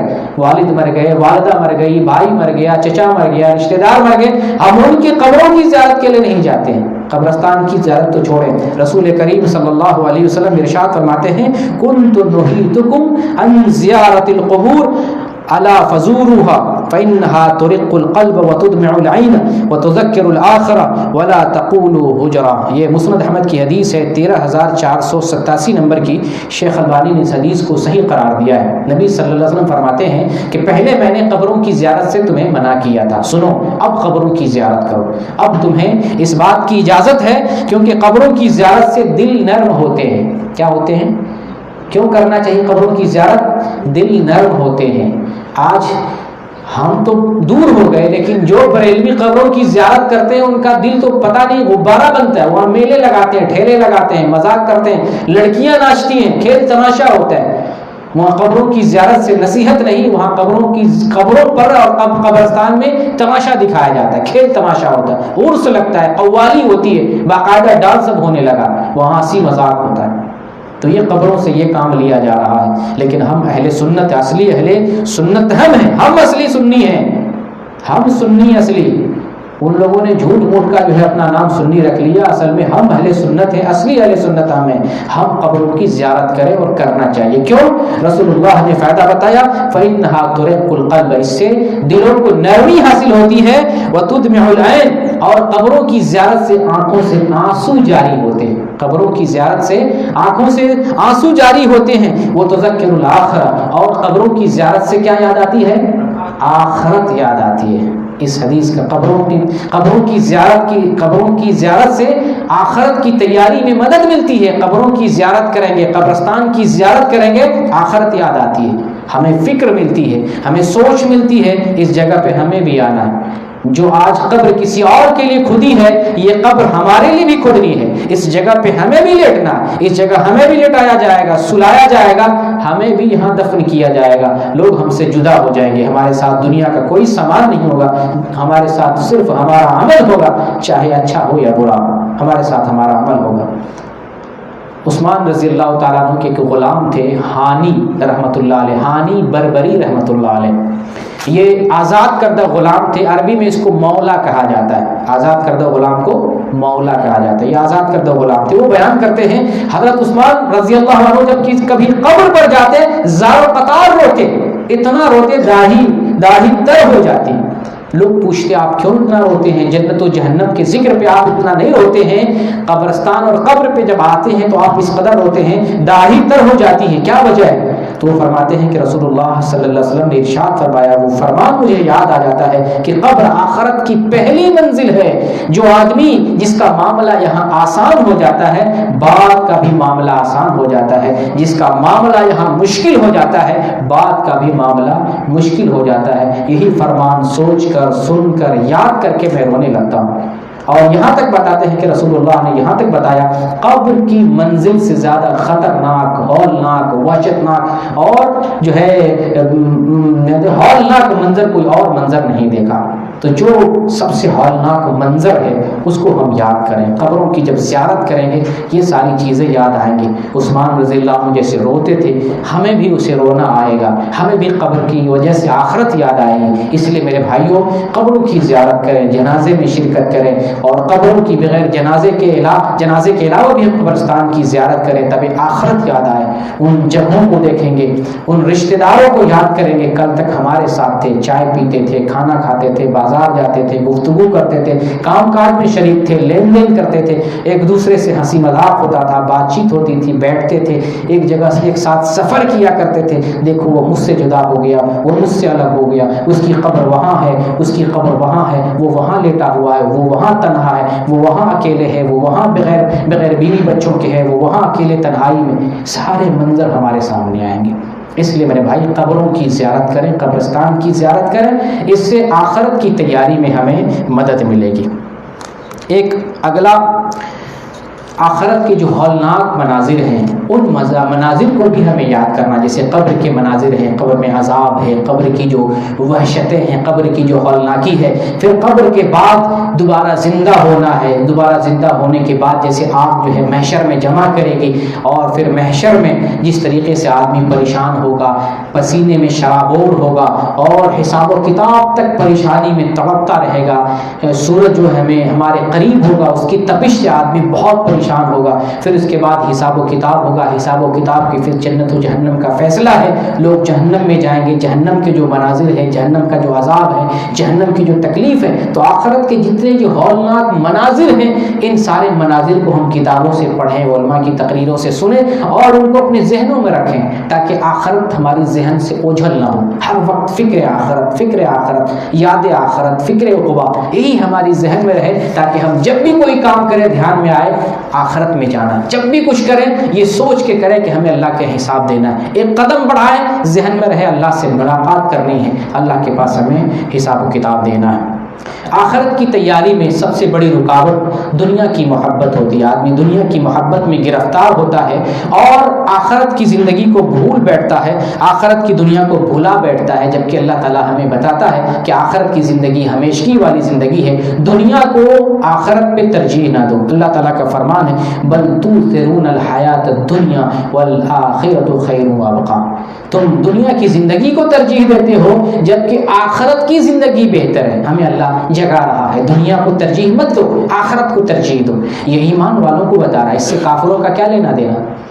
اس سے کافروں کا کیا لینا دینا؟ یہ تو ہمارے مطلب کی چیز ہے، ہمارے فائدے کی چیز ہے. اللہ ہمیں بتا رہا ہے، بل تؤثرون الحیات الدنیا. تم دنیا کی زندگی کو ترجیح دیتے ہو، دنیا میں مگن ہو، دنیا کے کام میں مگن ہو، دنیا کی چیزوں کے لیے پریشان ہو، اسی میں لگے ہو، اسی میں جتن کر رہے ہو، اسی کے لیے کوششیں کر رہے ہو. جبکہ دنیا کو تمہیں ترجیح نہیں دینا، تمہیں جو ترجیح دینا ہے آخرت کو دینا ہے، کیونکہ وہ ہمیشگی والی دنیا ہے اور بہتر. اللہ نے کہا والآخرۃ خیر وابقیٰ، آخرت بہتر ہے، باقی رہنے والی. دو چیزیں اللہ، آخرت دنیا اچھی جگہ نہیں ہے، یہ مچھر کے پر کے برابر بھی اس کی حیثیت نہیں ہے، لیکن آخرت خیر بہتر ہے، وابقیٰ ہمیشہ رہنے والی ہے. تو جو ہمیشہ رہنے والی جگہ ہے، میں نے پچھلے بار بھی بتایا تھا، اس جگہ ایسا گھر بنائے کہ اس گھر میں آرام والے گھر میں ہم ہمیشہ رہیں. تو آخرت کو ہم ترجیح دیں، دنیا کو ضرورت کی جگہ سمجھیں. یہاں پر ضرورت کے تحت آئے ہیں، اصل ٹھکانہ ہمارا آخرت ہے. آخرت میں ہمیں اچھے گھر میں اور اس گھر میں جانا ہے جو آرام والا گھر ہے، جو تکلیف والا گھر ہے. اللہ سے پناہ طلب کرے اللہ تکلیف والے گھر میں آخرت میں ہمیں نہ دے. ہمیں اس گھر میں ہمیں جو ہے جگہ عطا فرما، جو گھر جو ہے آرام والا گھر ہے، نعمتوں والا گھر ہے، جس میں اللہ کا دیدار ہمیں نصیب ہوگا. اسی طریقے سے دلوں پر زنگ لگتا ہے، انسان غافل ہو جاتا ہے۔ اللہ نے دلوں کو پاک کرنے کے لیے کہا ہے، جس میں ایک حصہ دل ہے یہ صحیح سلامت ہے، پورا جسم صحیح سلامت ہے، یہ بیمار ہوتا ہے پورا جسم بیمار ہوتا ہے۔ اسی لیے اللہ نے کہا کہ جو دلوں کو پاک کرتا ہے وہ کامیاب ہو جاتا ہے۔ قد افلح من تزکا، وہ کامیاب ہے جو دل کو پاک کرتا ہے، اپنے آپ کو پاک کرتا ہے۔ جو خود کو پاک نہیں کیا وہ کامیاب نہیں ہے۔ ہم اندر سے گناہگار ہیں، ظاہری شکل و صورت میں بہترین انسان لگتے ہیں تو بہترین انسان نہیں ہے جب تک کہ ہمارا باطن اور ہمارا دل صاف نہیں ہے۔ اندر سے پاک ہونا چاہیے، اندر کا تعلق ظاہر سے ہوتا ہے۔ ظاہر کو اس وقت انسان بہتر طریقے سے سنوارتا ہے، اپنے چہرے کے ایک ایک داغ کو صاف کرتا ہے، اپنے چہرے سے ایک ایک داغ کو، ایک ایک جھرری کو، ایک ایک جو ہے جو چیز انسان کو پسند نہ آئے اس کو دور کرنے کی کوشش کرتا ہے، لیکن اندر میل ہے، کچرا ہے، گندگی ہے، نجاست ہے، بڑا برائیاں ہیں، ان کو زائل کرنے اور صاف کرنے کی کوشش نہیں کرتا۔ جبکہ اصل مومن کا یہی ہدف اور کام ہونا چاہیے کہ اندر کی جو نجاست ہے، گندگی ہے، اس کو صاف کریں۔ ظاہر ہمارا اچھا ہو نہیں ہو کوئی فرق نہیں پڑتا۔ اللہ تعالیٰ انسان کو کسی کو خوبصورت بناتا ہے، کسی کو بدصورت بناتا ہے، یہ اللہ کی طرف سے ہے۔ کوئی خوبصورت ہوتا ہے، کچھ ٹیپ ٹاپ نہیں کرے تب بھی اچھا لگتا ہے، کوئی خوبصورت نہیں ہوتا تو بننے کی کوشش کرتا ہے۔ اللہ کی تخلیق اللہ جسے چاہتا ہے جس ڈھانچے میں اور جس حسن کے ساتھ پیدا کرتا ہے، لیکن اصل جو حسن ہے اندر کا حسن ہے اور یہ آپ کے ہاتھ میں ہے۔ یہ اندرونی حسن ہمارے ہاتھ میں ہے۔ ظاہری حسن کو اللہ نے بنایا ہے، جیسی شکل دی ہے، جیسی شباہت دی ہے اور جیسا جو ہے ساخت دیا ہے وہ اللہ نے دیا ہے، لیکن اندرونی چیز جو ہے، اندرونی ساخت کو ہم بنا سکتے ہیں۔ اندر ہمارا جسم کیسا ہے ہمارے ہاتھ میں، ہم اندر کے جسم کو بہتر بنائیں۔ اندر کا دل، اندر کا جسم، اندر کا جگر، اندر جو کچھ اس کی صفائی ہمارے ہاتھ میں ہے، تو وہ کامیاب ہوا۔ قد افلح من تزکا، جو اپنے آپ کو پاک کرتا ہے، اپنے دلوں کو پاک کرتا ہے، اپنے اخلاق کو بہتر بناتا ہے، اپنے اندرونی معاملات کو ٹھیک کرتا ہے، اللہ سے تعلقات کو بہتر بناتا ہے، یہ اندرونی معاملہ ہے، وہ انسان بہتر ہے جو اپنے آپ کو پاک کرتا ہے۔ تو دلوں کے زنگ کو دور کریں، دلوں پر جو غفلت ہے، دلوں پر جو برائی کا زنگ لگا ہوا ہے، دلوں کے اندر جو بیماری ہے، چاہے شرک کی بیماری ہو، بدعت کی بیماری ہو، نافرمانی کی بیماری، دل پر کسی بھی طرح کا زنگ ہے، کسی بھی طرح کا داغ دھبا ہے، اس طرح بنائیں جیسے ماں کے پیٹ سے آئے تھے، سفید دل اللہ تعالیٰ نے دیا تھا، اس دل کو ایسے ہی شکل میں بنانے کی کوشش کریں تو آخرت کی تیاری میں یہ معاون ہے اور انشاءاللہ ہم آخرت میں کامیاب ہونے والوں میں سے ہوں گے۔ ایک آخری اور نقطہ جو ہے، بڑا اہم نقطہ جو آخرت کی تیاری میں معاون اور مددگار ہے، وہ خود کو مسافر سمجھنا ہے، اپنے آپ کو اس دنیا کا ٹھیکیدار نہیں سمجھے۔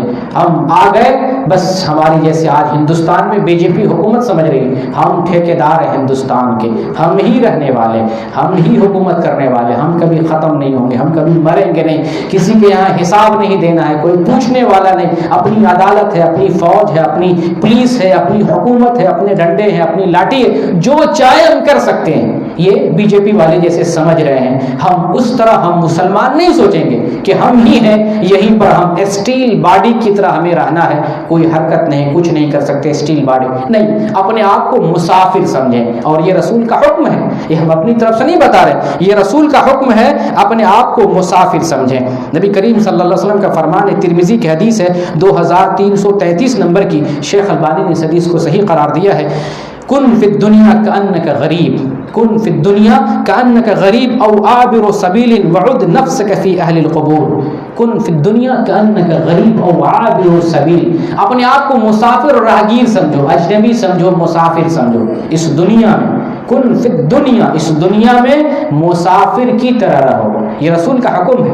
مسافر کی طرح رہنے کا مطلب ہم تیار رہیں ساز و سامان سے، آخرت کے جو سامان ہیں ان سامان کے ساتھ ہم تیار رہیں، دنیا کے سامان کے ساتھ نہیں، چھوڑنے والا، ہم تیار رہیں۔ جیسے ایک دنیا کا مسافر ہمیشہ تیار رہتا ہے، جو مسافر ہوتا ہے، جیسے ہم مسافر کی حیثیت سے ابھی 100-150 کلومیٹر سے ہم آئے ہیں، جس ٹائم گاڑی آئے گی ہم بیٹھ کے نکل جائیں گے، جوتا پالش کرنا، کپڑے پریس کرنا، سامان تیار کرنا، کچھ لینا، کچھ دینا، مارکیٹ سے کچھ خریدنا، تیار ہم بیٹھے ہیں، جس ٹائم آئے گا بیٹھ کر نکل جائیں گے۔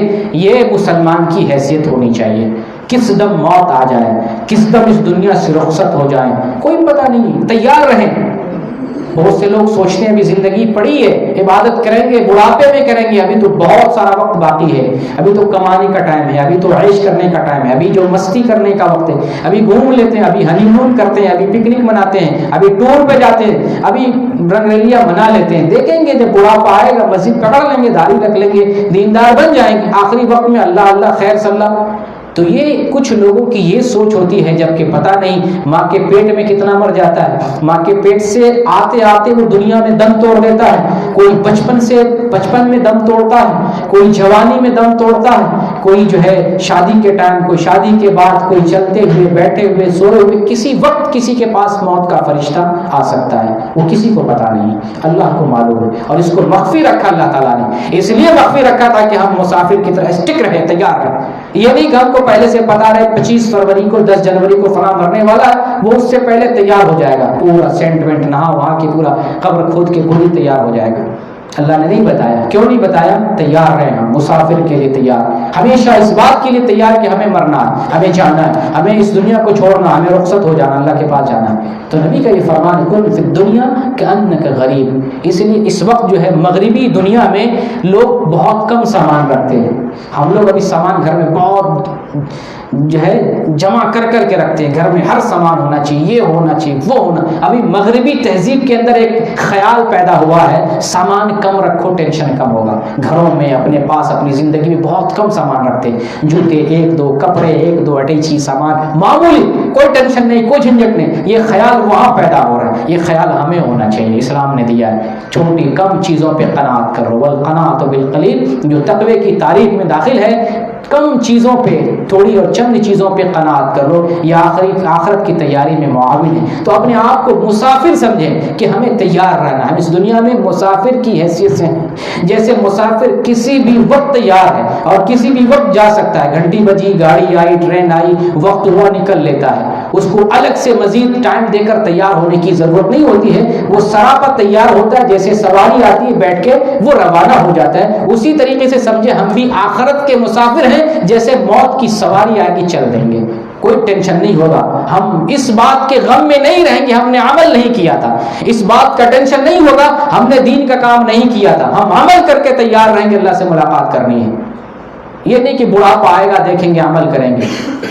تو آخرت کے لیے تیار رہنا اور اپنے آپ کو مسافر سمجھنے کا مطلب یہ ہے کہ عمل سے لائس رہے، عمل کرتے رہیں، برابر عمل کرتے رہیں، تاکہ موت کا فرشتہ آ جائے، موت کا وقت آ جائے، مرنا پڑ جائے تو آخرت میں ہم ربنا ابصرنا وسمعنا فرجعنا نعمل صالحا، اے اللہ ہم نے آخرت میں تو دیکھ لیا، جنت بھی ہے، جہنم بھی ہے، سانپ بھی ہے، بچھو بھی ہے، جانور بھی ہے، عذاب بھی ہے، پریشانی بھی، اللہ ہم نے سب دیکھ لیا، اب یقین ہو گیا، اب دوبارہ دنیا میں بھیج دینا، اب سے جا کے عمل کریں گے۔ تب تو کوئی چانس نہیں ملنے کا، ایک چانس اسی دنیا میں ملنا تھا، وہ چانس موت کے بعد ختم ہو جائے گا۔ تو یہی دنیا کو سمجھنا ہے، دارالعمل ہے، یہاں عمل کرنا ہے، یہاں سے مرنے کے بعد جب جائیں گے لوگ تمنا کریں گے اللہ ایک چانس اور دے دے، اب دنیا میں جا کے صرف عمل کریں گے، صرف نماز پڑھیں گے، مصلی پکڑیں گے، مسجد پکڑیں گے، دنیا داری کو چھوڑ کے صرف دین کا کام کریں گے، کیونکہ ہم نے اب دیکھ لیا، اب ہم کو یقین ہو گیا، ربنا ابصرنا وسمعنا فرجعنا نعمل صالحا، اب ہم جا کے نیک عمل کریں گے، لیکن وہ چانس نہیں ملنے والے، اسی دنیا میں کرنا۔ تو اس دنیا میں اپنے آپ کو مسافر کی طرح رہنا ہے، یہ سوچنا کہ ہمیں مر جانا ہے، کسی بھی وقت موت آ جانی ہے، اس لیے عمل کرتے رہنا ہے، برابر آخرت کی تیاری ہمیں کرتے رہنا ہے۔ آپ نے یہ بھی فرمایا وعود نفسک فی اہل القبور، اور اپنے آپ کو یہ سمجھو کہ ہم قبر والوں میں سے ہیں۔ قبر والوں میں سے مطلب وہ جو قبر والا ہے، کل چلا گیا، پرسوں چلا گیا، نرسوں چلا گیا، ہم بھی اس میں شامل ہونے والے، ہم بھی اس کی جگہ پہ ہونے والے، اس لیے ابھی سے اپنے آپ کو یہ سمجھو کہ ہم بھی قبر والوں میں سے ہیں، یہ نبی کا فرمان ہے۔ اس لیے اپنے آپ کو اس دنیا میں اگر ہم مسافر سمجھتے ہیں، اس حیثیت سے زندگی گزارتے ہیں، تو انشاءاللہ آخرت کی تیاری میں یہ بات ہمارے لیے مددگار ہوگی۔ ایک آخری پوائنٹ کہہ کر جو ہے میں آپ سے رخصت ہونا چاہتا ہوں، قرآن کو تدبر سے پڑھنا ہے آخرت کی تیاری کرنے میں، یہ ہمارے لیے بڑا مددگار ہوگا۔ قرآن میں جیسا کہ میں نے بتایا 3 علوم کا مجموعہ قرآن ہے، توحید ہے، رسالت ہے، معاد ہے، آخرت کی تعلیم، 1/3 آخرت کی تعلیم۔ جب آپ قرآن پڑھیں گے، ترجمے سے پڑھیں گے، غور کریں گے، سوچیں گے، سمجھیں گے، آخرت سے تعلق پیدا ہوگا، آخرت کی فکر پیدا ہوگی، آخرت کی تیاری کریں گے۔ قرآن ہی زندگی کے لیے، روح کے لیے اور ہمارے لیے جو ہے دستور ہے، روح کی غذا ہے یہ قرآن. قرآن کی تلاوت سے روح کو غذا ملتی ہے, زندگی ملتی ہے, حیات ملتی ہے, اور آخرت کا دار و مدار تو اسی پر ہے. نجات اسی قرآن کی بنیاد پر ملنے والی ہے. تو اس قرآن سے تعلق استوار کریں, اس قرآن کو سمجھ کر پڑھیں, ہمیشہ پڑھیں, تلاوت کریں, سمجھ کر پڑھیں. اکثر لوگ تلاوت کرتے ہیں, سمجھتے نہیں ہیں. ہر زبان میں ترجمہ ہے, تفسیر ہے. اس قرآن کو سمجھ کر ترجمے سے اور تفسیر کے ساتھ پڑھتے رہیں. جتنا قرآن پڑھیں گے, غور و فکر کریں گے, سمجھنے کی کوشش کریں گے, اللہ سے اتنا تعلق ہوگا, اللہ پر اتنا بھروسہ ہوگا, اللہ سے ملاقات کی امید پیدا ہوگی کہ دیکھو قرآن میں اللہ نے یہ انعام دیا, یہ بدلہ دیا, اللہ نے یہ رکھا ہے. ہم نیکی کا جذبہ اپنے اندر پیدا کریں گے اور اللہ سے ملنے کی تڑپ پیدا ہوگی, اللہ سے ملنے کی خواہش پیدا ہوگی. ہم اس دنیا میں جانے کے خواہش مند ہوں گے. جتنا برائی کریں گے اتنا آخرت سے بھاگیں گے, جتنی اچھائی کریں گے ہم سوچیں گے اتنا جلدی اللہ کے پاس جائیں. تو یہ خیال اور یہ تصور کب پیدا ہوگا؟ جب ہم قرآن سے تعلق استوار کریں گے, قرآن سے رشتہ جوڑیں گے, قرآن سمجھ کر پڑھنے کی کوشش کریں گے, قرآن میں غور و فکر کریں گے اور قرآن کی تعلیمات کو اپنی زندگی کا حصہ بنائیں گے. تب جا کر یہ فکر اور یہ سوچ پیدا ہوگی کہ ہم اپنے رب سے ملاقات کریں گے. اپنے رب سے ملاقات کی امید اور آخرت کی فکر اس وقت پیدا ہوگی جب قرآن سے ہمارا ایک گہرا ربط ہوگا. افسوس کی جو ہے قرآن سے ہمارا تعلق بہت کم ہوتا جا رہا ہے. قرآن کو ہم نے طاقوں کی زینت بنا دیا, قرآن کو ہم نے علاج کا ذریعہ بنا دیا, قرآن کو ہم نے جنات اور بھوت اتارنے کا ایک سبب بنا لیا ہے. قرآن ہم کبھی کبھار پڑھتے ہیں, قرآن کبھی کھولتے نہیں, کبھی کبھار پڑھتے ہیں, کبھی کبھار وہ بھی بلا سوچے سمجھے, بغیر ترجمے کے, بغیر مفہوم کے, بغیر تدبر اور حکمت کے پڑھتے ہیں. قرآن سمجھ کر نہیں پڑھتے. یہ تو قربان جائے جس ملک میں ہے اس ملک میں آفس میں بھی لوگ قرآن پڑھتے ہیں, چرچ اس میں جو ہے پارکوں میں قرآن پڑھتے ہیں, ہوٹلوں میں قرآن پڑھتے ہیں, گاڑیوں میں قرآن پڑھتے ہیں, فلائٹ میں قرآن پڑھتے ہیں. پروفیسر قرآن پڑھ رہا ہے, طالب علم قرآن پڑھ رہا ہے, انجینئر قرآن پڑھ رہا ہے, ڈاکٹر قرآن پڑھ رہا ہے. اپنے یہاں ڈاکٹر قرآن پڑھے گا, انجینئر قرآن پڑھے گا, سائنٹسٹ قرآن پڑھے گا. اگر مسلمان بھی اگر سائنٹسٹ ہے, ڈاکٹر, انجینئر ہے, وہ بڑی اونچی چیز دیکھے گا, بہت اونچی چیز کا مشاہدہ کرے گا. دنیا سے اتنا دور ہو جاتا ہے. مسلمان اگر دنیا پاتا ہے دین سے بہت دور ہو جاتا ہے, بہت دور ہو جاتا ہے. اپنے یہاں جو ہے ہر جگہ قرآن نہیں پڑھتے, صرف مدرسے میں, صرف گھر میں, صرف مسجد میں, محدود جگہ میں, وہ بھی جو ہے بہت کم. یہاں دیکھیں قرآن کتنا عام ہے. اسی طریقے سے قرآن کو ہمیں اپنے گھروں میں اور دنیا میں عام کرنا ہے. اللہ رب العالمین سے دعا کرتے ہیں بار اللہ قرآن سے ہمارا رشتہ استوار فرما دے. اللہ ہم کمزور ایمان والے ہیں اور جو اعمال ہمارے ہیں ان میں بھی اخلاص نہیں ہے. اللہ ہمارے ایمان کے اندر مضبوطی پیدا کر دے, ہمارے عملوں کے اندر اخلاص پیدا فرما دے. ہمارے دلوں پر جو زنگ لگا ہوا ہے اللہ اپنی تدبیر سے, اپنی حکمت سے ہمارے دلوں کو صاف فرما دے. اللہ ہم نے آخرت کو بھلا دیا ہے, آخرت سے غافل ہو گئے, لیکن تو مہربان ہے, تو کریم ہے, تو رحیم ہے, تو رحم کرنے والا. ہمارے ایمان کو بیدار کر دے, ہمارے ایمان کے اندر حرارت اور قوت پیدا کر دے. ایسی حرارت ہمارے ایمان کے اندر پیدا کر دے کہ آخرت کی فکر ہمارے اندر پیدا ہو جائے. بار اللہ تو ہی ہمیں جو ہے دین کے راستے پر لگانے والا, ہمیں دین کے راستے پر لگا دے.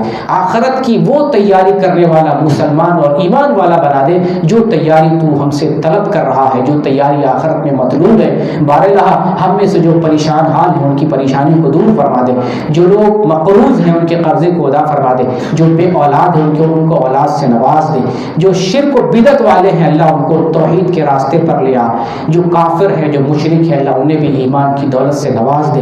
بار اللہ ہم ایمان والے ہیں, کمزور ہیں, ہمارے ایمان کو مضبوط بنا دے. ہمیں تو اپنی بندگی کے لیے مخصوص فرما لے, ان بندوں میں سے بنا لے جو تیرے منتخب بندے ہیں, پیارے بندے ہیں. بار اللہ جب تک دنیا میں رہیں ایمان پر, اسلام پر قائم اور زندہ رہیں, اور جب ہمیں تو موت دے تو ہماری زبان سے آخری کلمہ نکلے لا الہ الا اللہ محمد رسول اللہ. آمین. وآخر دعوانا الحمد للہ رب العالمین.